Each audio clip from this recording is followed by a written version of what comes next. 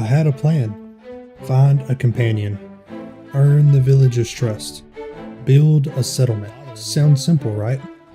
What I did not plan on was nearly every quick little quest turning into an absolute disaster. One minute I was delivering supplies and picking flowers. The next I was fighting an entire bandit camp over a simple clump of garlic. Somehow, against all odds, I survived. And by the end of the day, I had enough loot to fill an entire storage building. This is the story of how one completely normal day in Bellwright went spectacularly off the rails. Like most stories, mine began in the small village of Herndine. The village elder, Dobrin Yorklin, wasted no time putting me to work. According to him, a veteran of the rebellion was being hunted by the brigands in the local town, and if I wanted to earn this village's trust, I needed to find him before they did. Simple enough. Except nobody seemed to know where the man actually was. Well, almost nobody. Every village has that one person who somehow knows everyone else's business, and in Herndine, that person was Amelie. If somebody stubbed their toe 3 villages over, she'd know about it before they did. Thankfully, all that gossip finally paid off. After a little conversation, she pointed me in the right direction. Now all that stood between me and Lubomir was a short trudge through the wilderness. It didn't take long to track Lubomir down. As it turns out, he wasn't hiding from the brigands, he was hiding from just about everyone. Honestly, I can't blame him. I drove through downtown Nashville once and my cortisol levels haven't recovered since. But anyways, back to Lubomir. He once had been Herrindine's hunter, but somewhere along the way, things between him and the village had gone south. These days, he's much happier living alone in the woods rather than dealing with people. And wow, the more I talked to the guy, the more I realized we had a lot in common. 2 dudes who'd rather live in the middle of nowhere than deal with people. At this point, me and Lubomir were basically a dyad in the force. After warning him the brigands were looking for him, he agreed it was probably time to move on, and just like that, we had our first companion. He did have one request though. At some point he wanted to craft a few small traps for the young hunters back in Herndine. That could wait. First we needed somewhere to actually live, and turns out that's easier said than done. Every spot looked perfect, right up until a pack of wolves reminded us we're not exactly at the top of the food chain yet.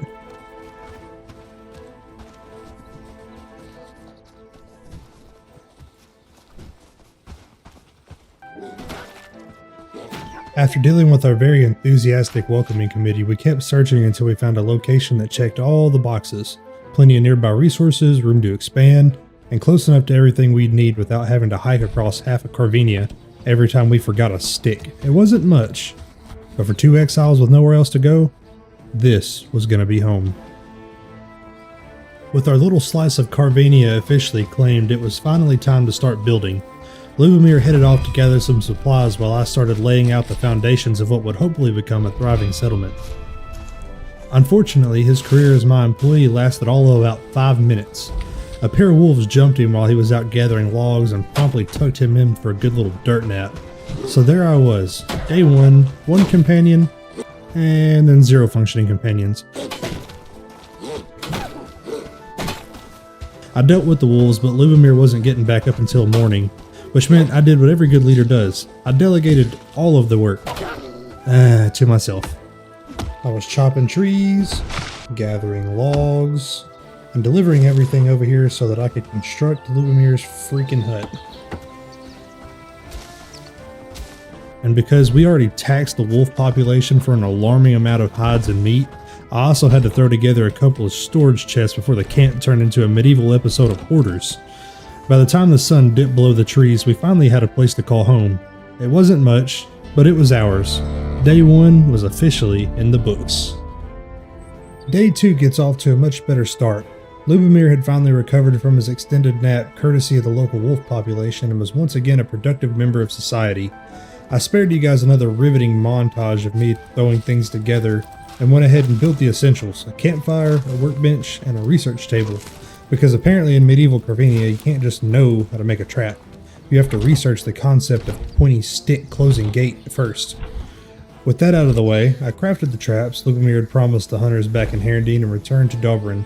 That one quest, however, opens the floodgates. Suddenly, everyone in Herndine had a problem that only I could solve. One villager needed flowers. Another one somehow managed to lose chickens to a hobo living in the wood.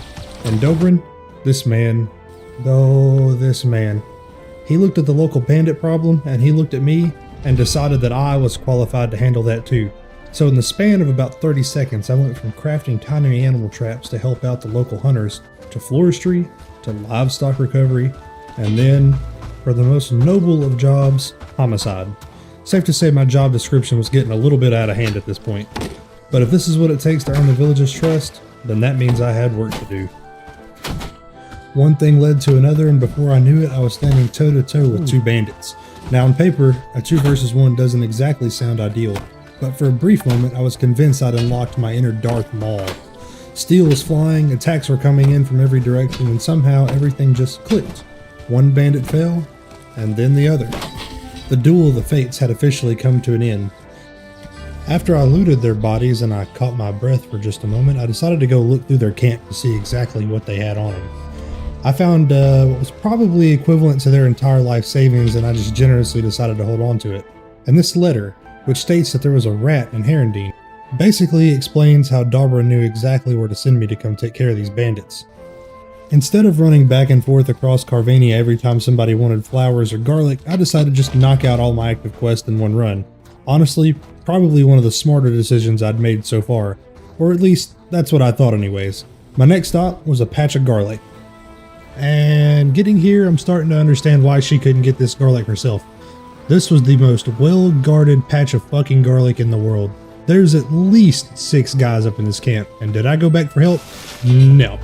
My dumbass decided I could do this all on my own, and now I end up in one of the craziest encounters I've ever pulled off in Bellwright. I'm just gonna let this clip roll because it's kind of crazy.